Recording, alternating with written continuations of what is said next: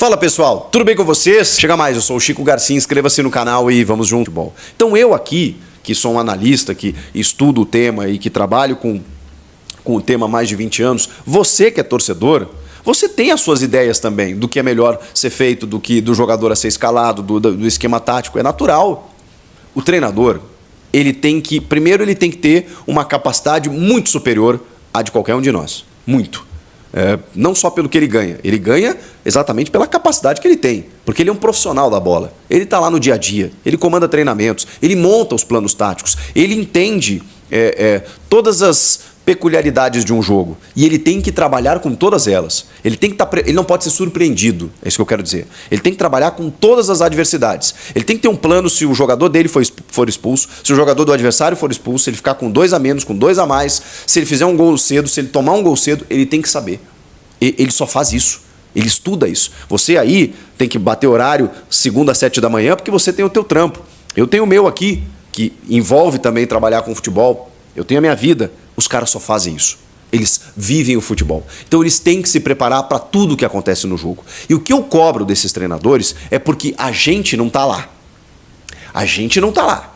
E beleza, a responsabilidade deles é maior, porque qualquer decisão que eu queira tomar ou que eu ache que seja o melhor não vai interferir no jogo. A deles vai.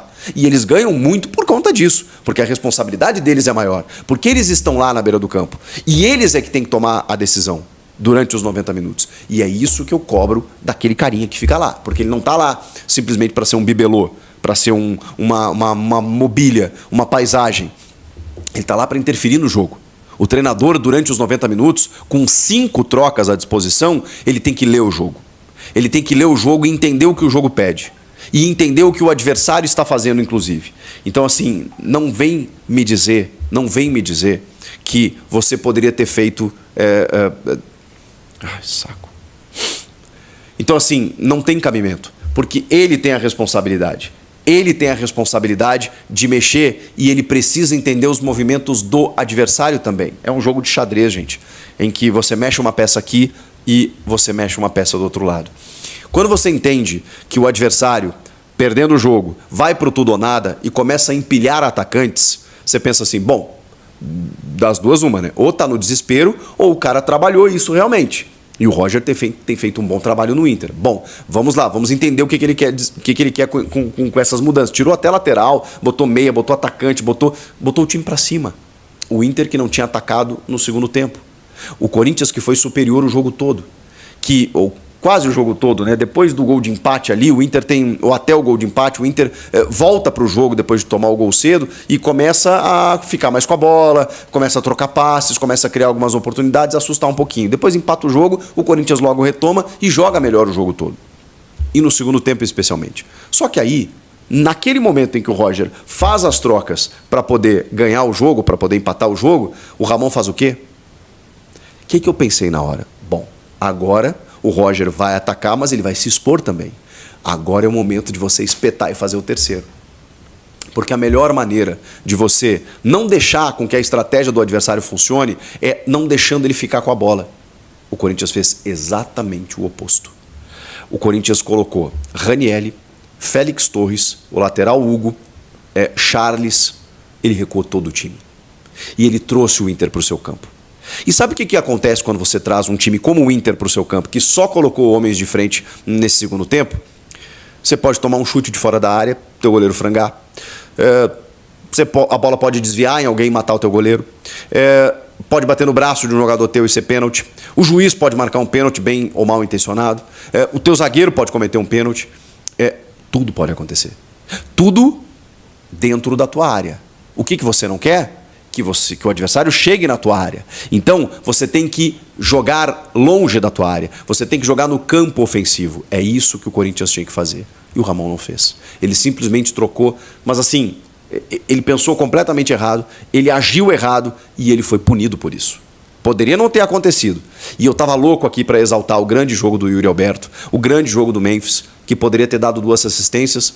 O Yuri Alberto poderia ter feito um hat-trick, teve um segundo gol ali que ele marca na assistência do Memphis, que o juiz anulou, e essa linha do VAR, meu Deus do céu, como é difícil, né? Porque ela não é nada conclusiva. Teve uma entrada do Kaká no Ener Valencia que eu acho que era para vermelho. E tem o lance do segundo gol do Inter, que é de um escanteio completamente equivocado, que é um carrinho do Ranieri, que a bola bate no cara do Inter, vai para a linha de fundo, e o cara fica na dúvida se dá falta ou o tiro de meta. Ah, não, vou dar um meio termo aqui, vou dar o escanteio. E do escanteio sai o gol. Mas isso tudo é minimizado, porque não podia tomar um gol de letra. Não podia tomar um gol de letra nos minutos finais. Tinha que ter segurado esse resultado. Tinha que ter segurado esse resultado. Era imprescindível esse resultado. E o Corinthians estava ganhando até o final. Deixou o Inter empatar. Lamentável, lamentável. Olha, o Ramon Dias entregou um resultado que seria essencial. A partir de agora, o Corinthians tem 6 vitórias em 29 jogos, gente. 6 vitórias apenas. Vai ter que buscar vencer do Atlético Paranaense, vai ter que buscar vencer o Cuiabá fora e vai ter que dar um jeito de pontuar contra o Palmeiras. O jogo é na Neoquímica Arena, então vai ter que pontuar. Vai ter que fazer resultado a partir de agora, porque a situação é muito, mas muito, muito, muito preocupante. E o responsável de tudo que aconteceu nessa noite é sim o senhor Ramon Dias e o seu filho Emiliano. A comissão técnica tem total responsabilidade. O jogo estava muito bom, o Corinthians jogou bem, mas não adianta eu falar tudo isso nesse momento. Não adianta jogar bem, não adianta eu dizer que está na semifinal das Copas, não adianta dizer que o Memphis jogou melhor nesse momento, não adianta. Os 3 pontos, eles são soberanos e eles se sobrepõem a tudo isso. Fala, gente, um ótimo domingo a todos vocês, já votaram hoje? Enfim, gravando esse vídeo aqui para falar do Coringão, é claro, e trazer algumas informações para vocês e algumas coisas que eu quero também colocar em relação ao futuro do Corinthians, tá? Vou falar aqui do Coringão, que é muito importante. Olha só, primeiro, né, a questão dos salários atrasados. É assim, o salário atrasado, alguns funcionários do Parque São Jorge me chamaram dizendo que eram para ter recebido o salário na última sexta-feira e não receberam. Eles esperam que na segunda o dinheiro caia na conta. Então nós vamos aguardar até segunda-feira, né, para saber se realmente os salários foram pagos. É importante pagar o salário dos funcionários, pô, mas é óbvio que é importante. Ainda mais quando, né, você... Aliás, teve funcionário que falou para mim, pô, Samir, contrata um jogador de 3 milhões, 4 milhões, paga a gente aqui, pô, tô torcendo muito pelo Memphis, mas tem que pagar nós também, né? Enfim, então o Corinthians contratou, né, um jogador de 3 milhões, 4 milhões de reais, não pode deixar o salário atrasar de funcionários do clube, funcionários que às vezes ganham 3 mil reais por mês, ganham 2 mil reais por mês, ganham 4 mil reais por mês, não importa o salário, não pode, tá? Não pode deixar atrasar o salário dos funcionários, porque começa a gerar inclusive chacota dos rivais, enfim. Ah, pô, contrata um jogador e não paga salário de funcionário. É chato isso, tá? Ainda mais, né? Nesse momento que vive o Corinthians. Agora do Memphis Depay. O Memphis Depay fez uma estreia maravilhosa, né? Como titular pelo Corinthians no jogo contra o Internacional de Porto Alegre. Jogou mais de 80 minutos, né? Foram 88 minutos.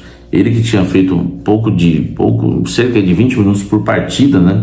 Nos últimos jogos, né? Fortaleza, Atlético Goianiense, São Paulo, né? Flamengo ele não pôde jogar porque não está inscrito na Copa do Brasil. E ontem 88 minutos jogando como titular. Foi tudo bem. O Depay ele brilhou na partida, chegou a brilhar mesmo. Por quê? Porque o Depay ele está longe, né, de ter a sua melhor condição física hoje no Corinthians, está distante, né, de desempenhar, né, o seu futebol com 100%, né, da sua condição física ideal. Mas mesmo assim, estando aí 60%, 70% da sua condição física, ele destoa, né, velho? O passe que ele deu pro gol do Yuri Alberto, né, que abriu o marcador na Neoquímica Arena, foi um passe de quem conhece muito, meu amigo, muito. É o passe na temperatura certa. Depois ele dá aquele lançamento também para o Yuri fazer o gol de cabeça que foi anulado, que foi um lançamento de quem entende muito do assunto também.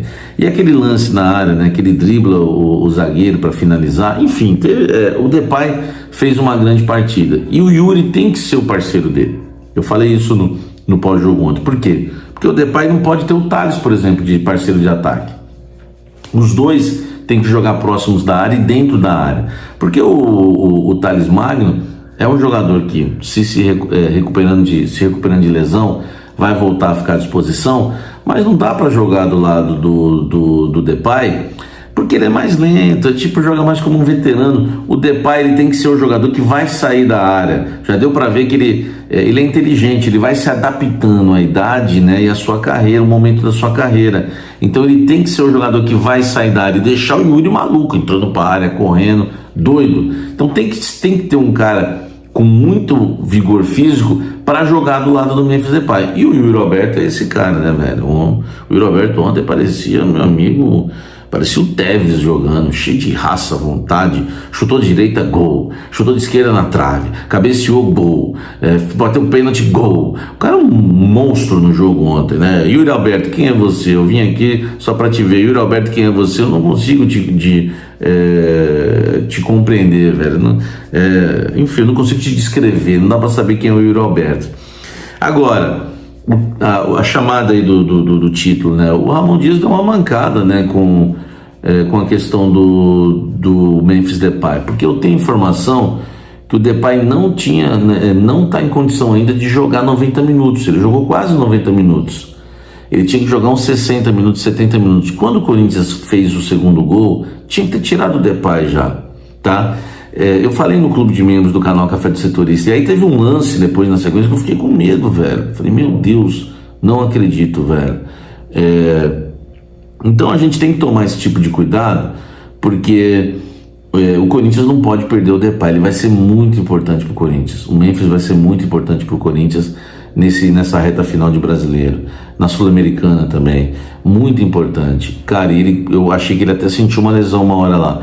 Então o Ramon Dias não errou só com os 3 zagueiros e deu o empate pro Inter. E para mim, na minha opinião, ele errou com o Depay também, tá? Em relação ao Depay. Por quê? Porque o Depay podia sofrer uma lesão. E se vocês acham que eu estou exagerando, o Thales Magno estava sem jogar, veio pro Brasil, meteu 2 gols nos 2 primeiros jogos, jogou bem.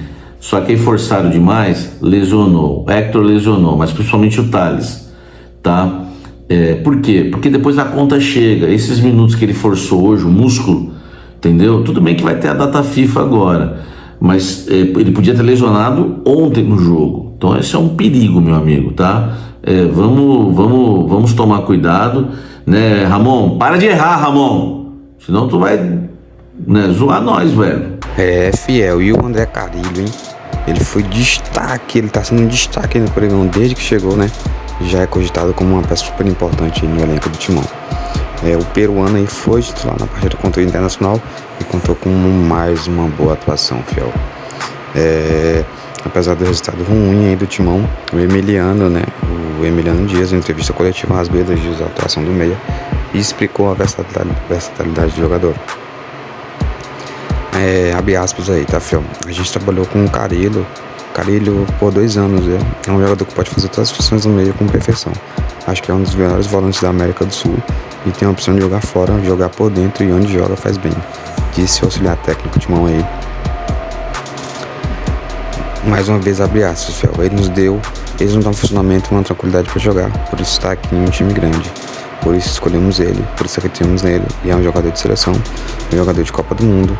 E falar do Carilho, a carreira dele fala por si só. Gostamos dele tanto de interno quanto por fora. Pode jogar nas duas posições, ele vem crescendo, não é fácil se adaptar da Liga Árabe para a Liga Brasileira. Acho que ele não está sentindo isso na adaptação. Então ficamos muito contentes com ele. Concluiu o auxiliar técnico do Timão, tá? Fiel no jogo contra o Internacional, o Carilho jogou como uma espécie de meia direito. Em algumas oportunidades ele recebia a bola por dentro, mas geralmente estava próximo à lateral do campo aí. Além de ajudar a marcação, o peruano também seguia a equipe no ataque, inclusive quase marcou um gol, né? Quando ele invadiu a área do Inter, aos 25 minutos da primeira etapa, quase que ele fez um golaço de cabeça. Só que o Rocha, né, fez uma defesa na ocasião e mesmo se mandou para fora a bola de voleio no rebote, né? Ainda na primeira etapa aí, ele fez uma falta tática importante em um dos contra-ataques do Internacional e recebeu um cartão amarelo. No segundo tempo aí, Fiel também foi bem na marcação e saiu somente aos 31 minutos cansado e deu lugar a Charles aí. E ele recebeu boa nota da torcida do Timão pela atuação, a segunda consecutiva aí, já que também foi um destaque sem derrota para o Flamengo pela Copa do Brasil, Fiel. Agora o Carilho e seus companheiros descansam aí por conta da data FIFA E o Timão volta a jogar somente no próximo dia 17, uma quinta-feira às 20 horas, quando enfrenta o Atlético Paranaense pela 30ª rodada do Campeonato Brasileiro, também na Neoquímica Arena. E o embate aí é importantíssimo pela luta contra o rebaixamento. Fiel, esse foi o vídeo de hoje, espero que vocês tenham gostado. Lembrando de se inscrever no conteúdo da Janete Garcia e do Sami Carvalho. Então deixe seu like, se inscreve no canal, ative o sininho. Forte abraço a todos, até o próximo vídeo. Vai